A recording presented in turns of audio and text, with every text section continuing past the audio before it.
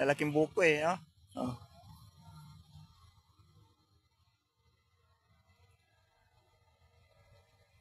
Hindi mo ipagpalit sa mga dalagatingting sa bango. Dahil pa lang dito, pwede mong kainin.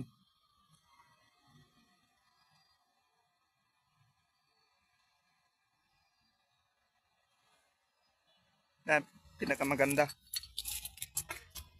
Ano guys, nakita nyo na kung gaano kaganda yung mga halaman dyan. Maganda yan.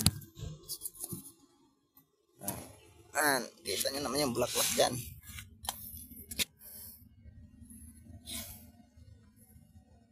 Napaka super ganda.